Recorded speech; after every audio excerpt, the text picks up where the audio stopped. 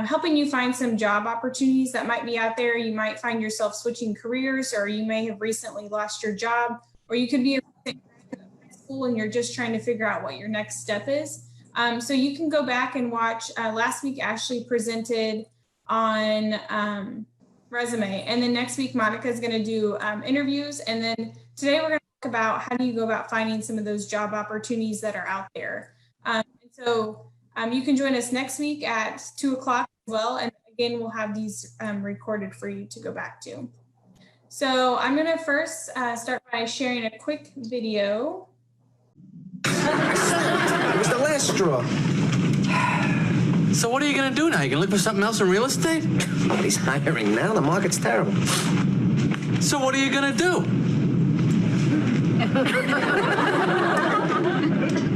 I like sports. I could do something in sports.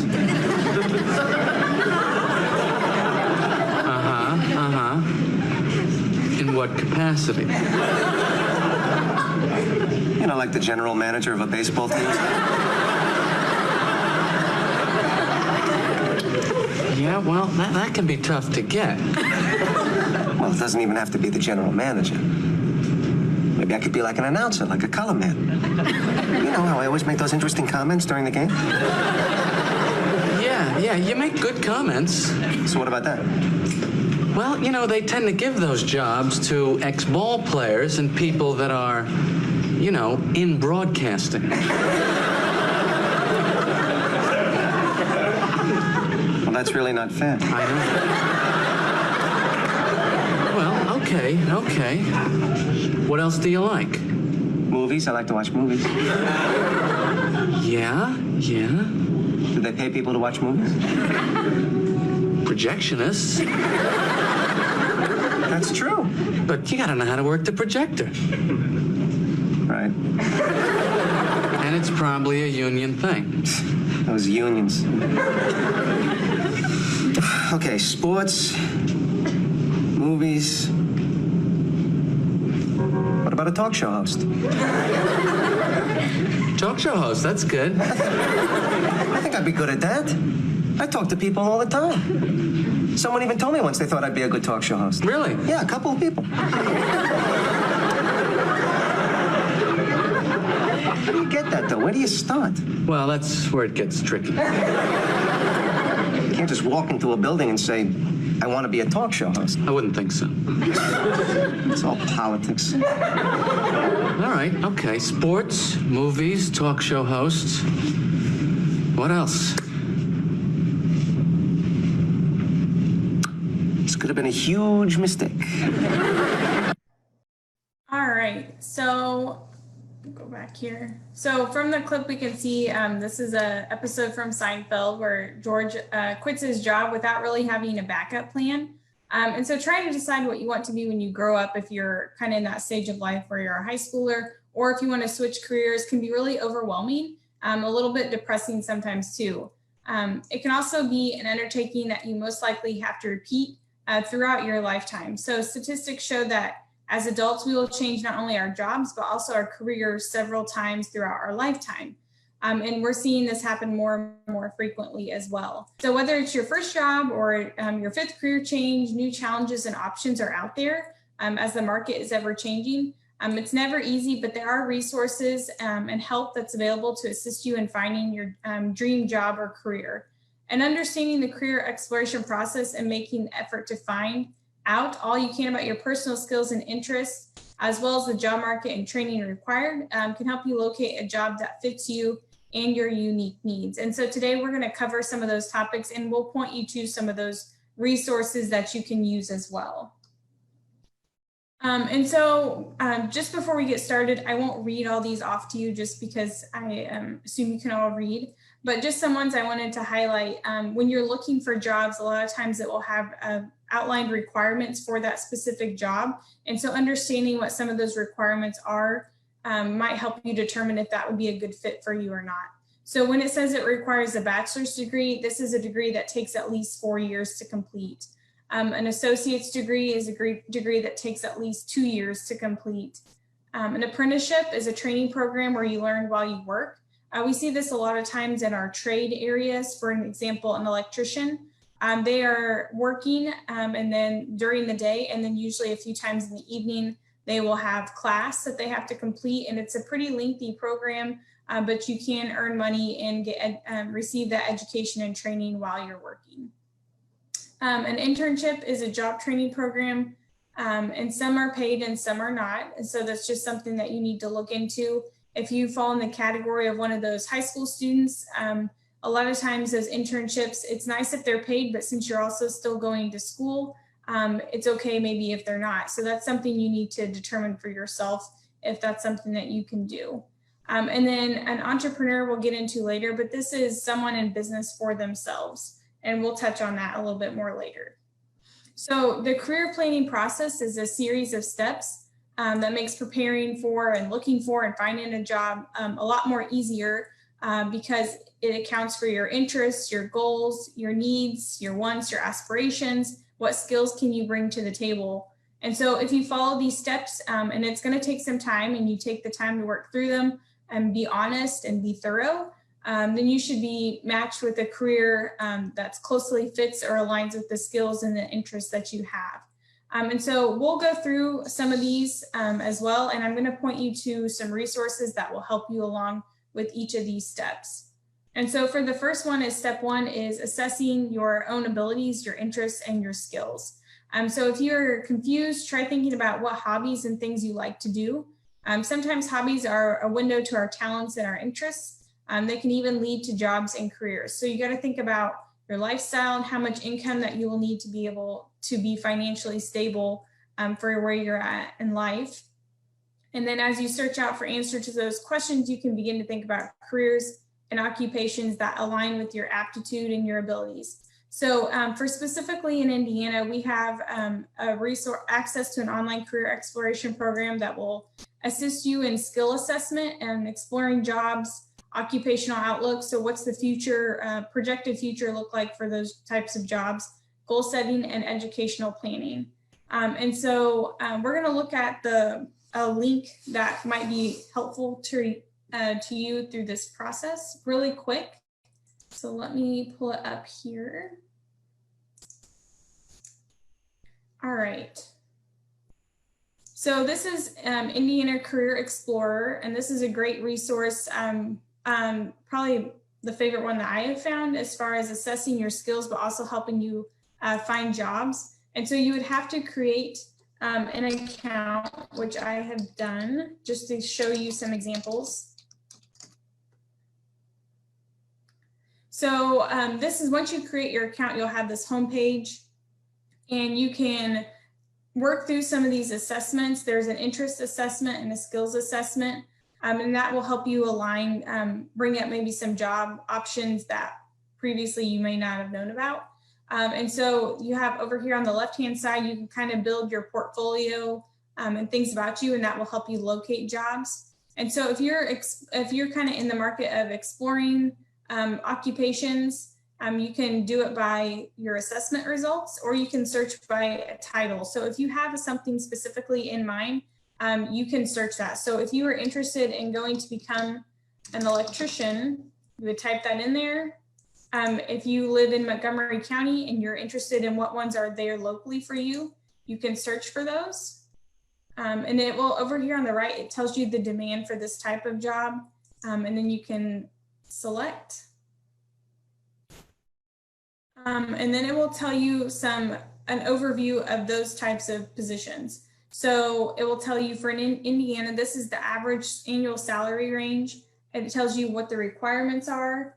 It also tells you how many jobs are currently open and how many they expect to open and the percentage of increase. So as you can see for electricians, quite a big jump there. So if you scroll down to the bottom and assuming you've taken all those skills and assessments, you can expand on this and it will talk about the different skills that are required for this type of job.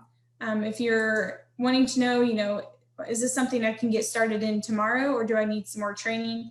You can look down here under education and experience, and it goes into their apprenticeship programs. And so you would need to look through that and see if that's something that you're willing to commit to, because you can read down here, it usually lasts 4 years, and the amount of classroom time and then the amount of on-job training time that goes into that.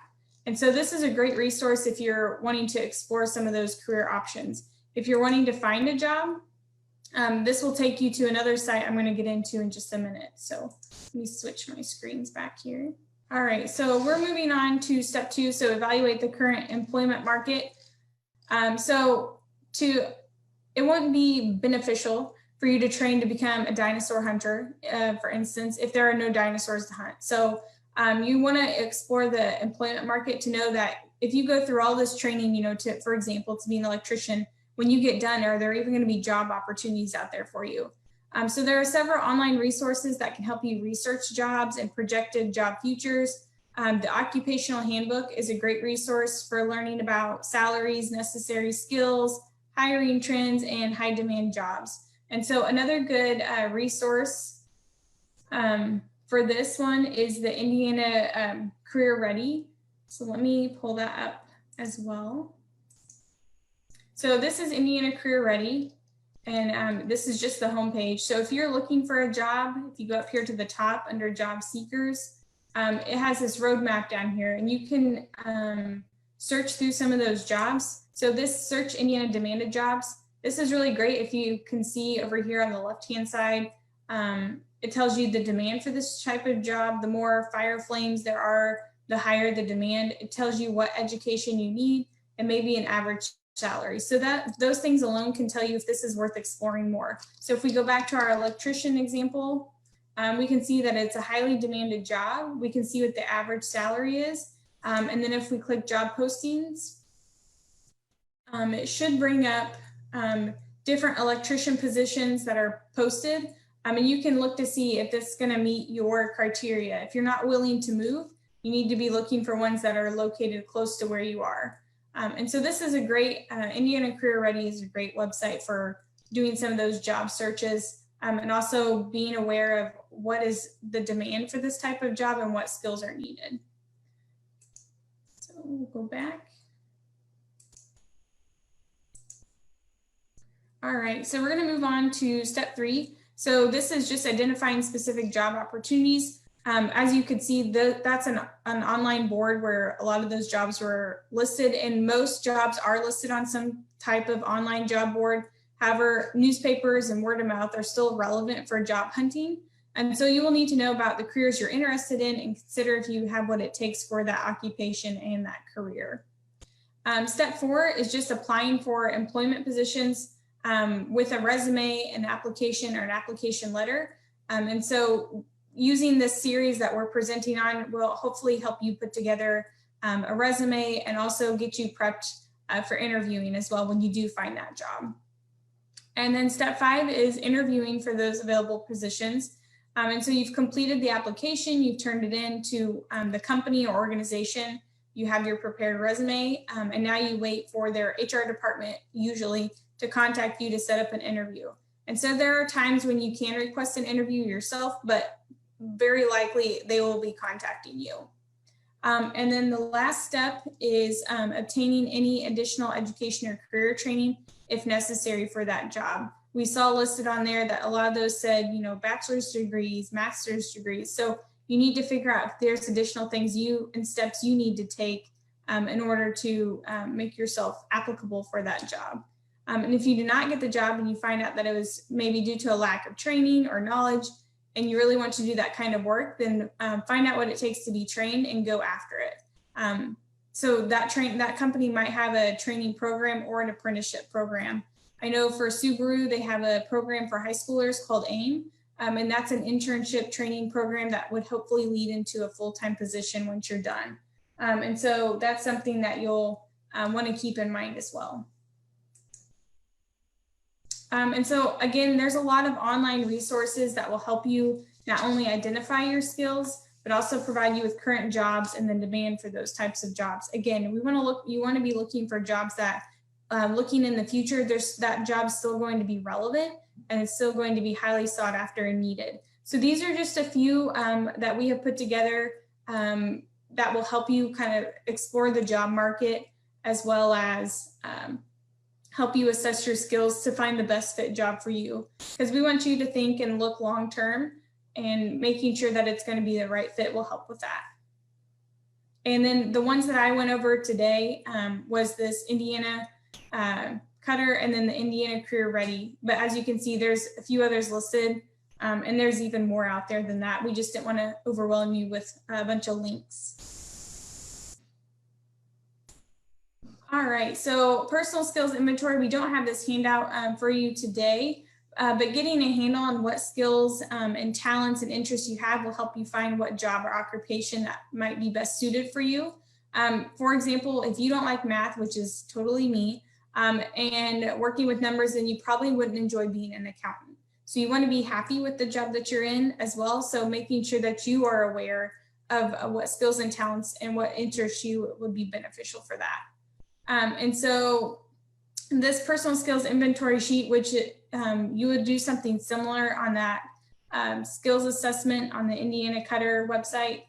These are basic skills, thinking skills, resources, personal qualities. It goes into about kind of your personality a little bit on that website when you do the skills assessment. And so all those things will help you figure out what's the best fit job for you.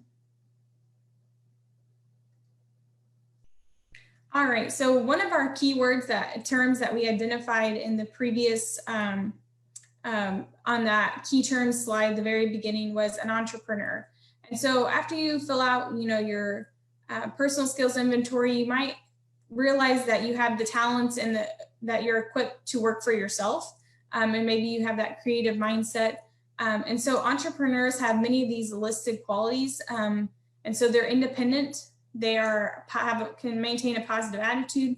Many times we find our entrepreneurs are people that are very creative minded and talented. They're risk takers. So they might be starting up their own business. They have a good work ethic and they're honest. And so if you're working for yourself, you definitely want to have a good work ethic as well as be a hard worker. So if you're working for yourself, there might not be that person there to motivate you, but in order for your business to be successful, that would be a motivator. You're organized and you have planning skills. You're motivated. You have good salesmanship. If you're starting up your own business or organization, or maybe you're selling a product, you need to be able to pitch that idea to other people. And you have follow through.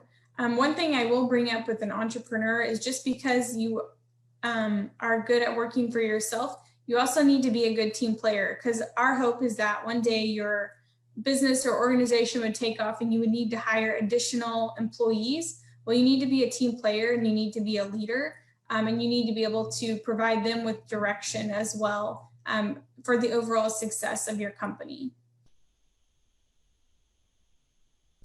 And so the job application, so once you've found a job that you are interested in, it's going to be time to fill out the application. Just kind of with anything in today's society, many of those are online. Some organizations still prefer a handwritten or typed copy that's presented to them in paper format. However, even at that point, a lot of times if they create those job applications in PDF, it might be a fillable document that you would be filling out, so not so much handwritten out. So either way, the questions will basically be about the same, and you can do a lot of research about what those questions are so you can start forming your answers. So the purpose of a job application is to introduce yourself with a brief biography, and I would underline brief as well. So the questions are fairly generic and directed toward collecting general information about your background. While they are brief, you should answer honestly and completely. If from your job application you had some things that were not honest or not complete in there, and you get called in for an interview and they want you to expand on some of those, you might not have a very good answer, and you might still not get the job. So you want to be honest and complete with those. So you still want to be as neat as possible, especially if you're handwriting your answers. But above all else, we really would like to see your job application to have typed in answers. If they do have a hand copy, maybe you can ask if you can convert it to an electronic file, and then you can fill it out and type it out, because those just look neater and a lot more professional. And so from this, you've done your skills assessment, you've researched every job out there for an electrician, and you've applied for the job and you've got the job. So now what you do. So as you plan for your first day, you may also need to think about some hidden costs that go along with your new job opportunity. So hidden costs, these are costs that are involved with getting a job. And so there are things that you need to determine if you can afford them. So in regards to benefits, they usually cost your employer between 33 and 50% of your pay. And so you find out what benefits are offered before you commit to the company. So if you are not getting a lot of benefits, then that's a lot of other out-of-pocket expenses for you and your family. And so you need to determine if that's something that you can afford and you can commit to. So some other hidden costs are transportation. So how much is it going to cost you to get to work every day? This is something for me that I have to factor in because I commute 40 to 45 minutes to work every single day. And so when I was picking out my first car, I had to figure out gas mileage and if that was going to get good gas mileage. And so that's something that you need to figure out as well. It could be more than just a commute. It could be, do you have to pick up and move? And so determining if that's something that you need to consider. Clothing is another one. Do you have the proper clothing to wear? Do you have to buy a new wardrobe? So if you have a new office job and you have to be business professional every single day, do you have to go out and buy that? Do they provide food or do they provide clothing for you at your job? Is there a uniform? Food, will you have to buy your lunches or can you take them? And so obviously, usually taking your lunch is a little bit cheaper. So figuring in that.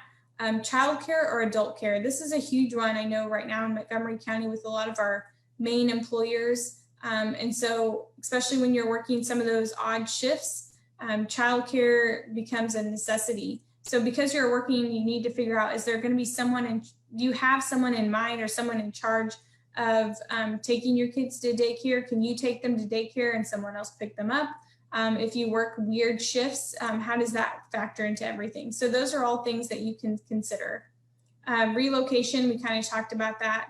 Are you going to have to up and move?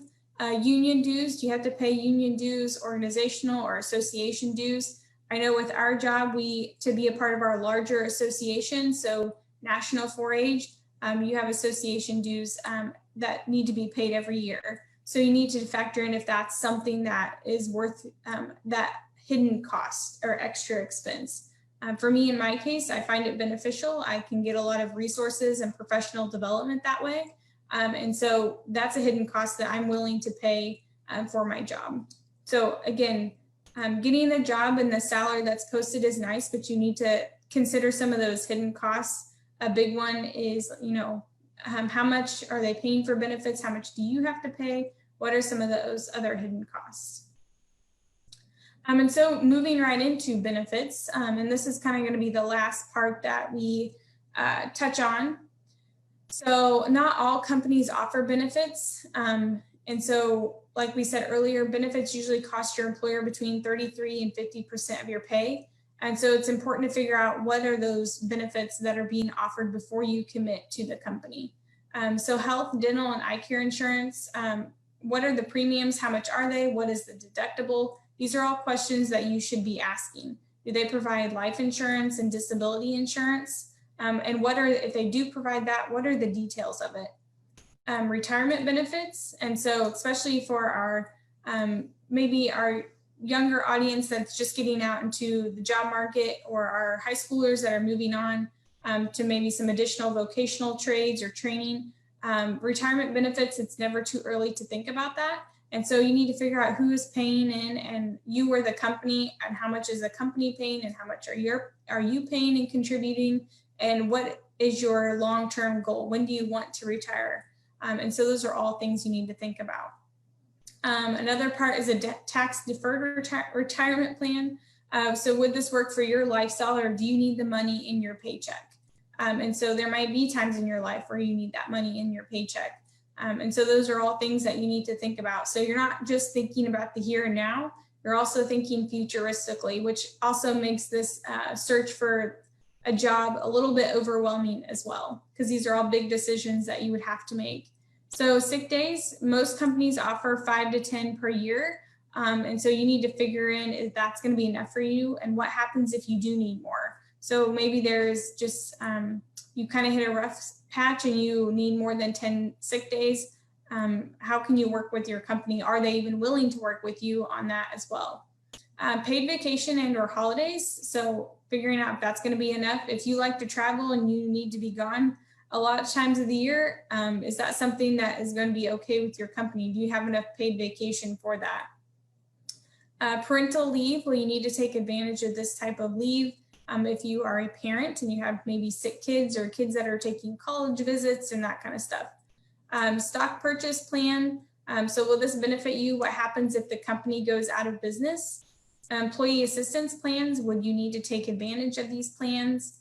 Employee fitness programs. So this one's really cool, I think. So would this benefit you if they do offer this? Do you have to go somewhere special to use this? So is it a gym that your company or organization provides? Or is this, would you get a discounted gym membership in the county that you work in if you're employed in that county? So that's something to look into as well. Employee discounts, what businesses do you use that are part of the discount plan? So for us, we're Purdue employees, so it's not a huge deal, but we do get a Purdue discount at the Purdue bookstores on campus. And so just an additional perk of the job. And then tuition reimbursement. Are you at a place in your life where you can utilize this program as well? So these are all things that you need to think about, these hidden costs and the benefits that go with them. And so finding a job is a job. As I said earlier, like I said, those hidden costs and the benefits, you have to think futuristically. And so it's not just, assessing your skills and finding the right job, but you also need to find the job that fits you and what stage you're at in life. And so we hope that we've given you some tools to help you search, and that would be a great aid for you in finding the right job. So there are thousands of resources available online, just waiting for you to explore in your career search. Job hunting can be very stressful, as we touched on. So take time during the process. Don't rush through everything. I think by taking your time, you're going to get the most benefit in the end and find the career or job that's best suited for you. So don't be afraid to ask for help. That's why we're offering this series to help you, and don't be afraid to look for new opportunities. Inventory your job talents, skills, and interests and find something you love. This would be step one. So assessing your skills would be step one. And then you will hopefully find a job where you feel like you're not really working a day in your life because it's aligned with your skills, your interests, it's things you love to do. And so we are hopeful that we provided you with some helpful tips and resources that will get you started in the right direction. So thank you for your time today. If there's any questions, you can drop them in the chat box. And I know Monica, or Ashley, is monitoring the chat box. Monica, I'm not sure, and we'll get those answered for you. Abby, there is one question that came in. So you shared some resources, the Indiana website for work. Do you know if there's for other states, if they have a similar resource? I would assume that every state has a similar resource. I've only, just because we were presenting here in Indiana, those are the ones that I have found. That BLS.gov, you can look things up by region, and that goes a little bit more state by state. And then some of these Indiana ones go county by county. So if you're not willing to move, you can really narrow down your search by visiting some of these Indiana ones and just saying that you're only interested in jobs in Montgomery County. And this would help make that process a little less overwhelming because you're not trying to sift through the entire state. Thank you. And then one other one. So do you have any recommendations on when you submit your application to make sure that whoever the person is reviewing those, to make sure they see it? Should I call them? Should I write them a thank you note? Any recommendations like that? So after you submit your job application, you can follow up with an email, or usually the card is something that you would, if you get an interview, the card is something that you would send at the end after your interview, just thanking them for their time and your allowing you to come in and interview. But I wouldn't say it would be too out of line to send an email just saying, I'm just letting you know that I've submitted my application. I really look forward to hearing from you. Please let me know if you have any questions. I think that that additional step will show that you're really committed and interested in this job. All right, that is all the questions I see coming in. If people have more questions, you can type them in the chat box and we will monitor the comment section after this live feed is over and respond to any of those questions as people have questions. as this is up live for future viewing. Thank you, guys.